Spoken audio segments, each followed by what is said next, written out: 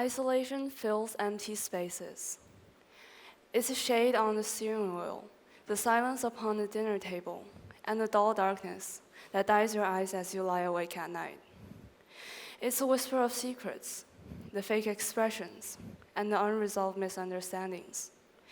It's a hatred and resentment that pushes people further apart as if they were living in separate rooms. Isolation. You may not expect a student to talk about this, but we feel it every day. I'm speaking here not just as a student, but also as an observer of society, for I see and feel isolation as its shadows and innuendos, and I feel it in the spaces between us. So who do you really care about beyond yourself? Your family? Your friends? Would you truly be devastated if they suddenly disappeared from your life? If I ask myself honestly, my answer would be maybe.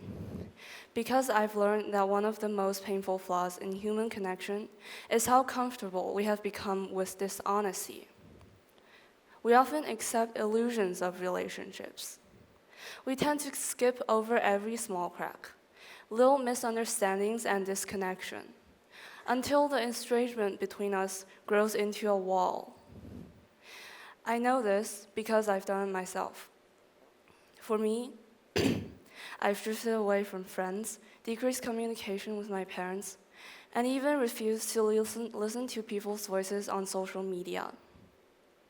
We ignore the small cracks until the wall between us grows too high to climb. This isn't just theory, I've lived it. And the irony is, we live in the most connected era in human history. Phones, apps, social media. Connection is everywhere. Yet the more connected we are online, the lonelier we feel in real life. We scroll, we like, and we share, but we don't always talk. Let me tell you about a friend. I once had a best friend in 6th grade. We were inseparable then, but as primary school ended, things began to change.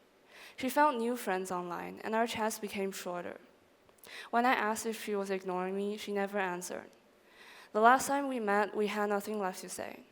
And just like that, the wall had risen between us. However, I have also felt the warmth of true connection. It's the deep conversations I shared with family and friends. We expressed ideas and opinions that were not always absolutely correct, but were true from heart. We stopped hiding behind logic, and we listened. That kind of connection is both tender and liberating. So why does isolation feel so common? For all I know, society has established certain rules in each context, rules about which emotions are right and which are wrong. For example, you're expected to love your parents whether or not they're constantly putting you down, and you're supposed to agree with most of your peers just to fit in. We've grown afraid to speak against the majority and unforgiving to those who are different. And so, the wall grows. Isolation is filling up our lives, and we need to do something about it. We need to act. The solution is simple but difficult. Simple because all it takes is honesty and sincerity. Difficult because it takes courage to live like that in a world that rewards masks.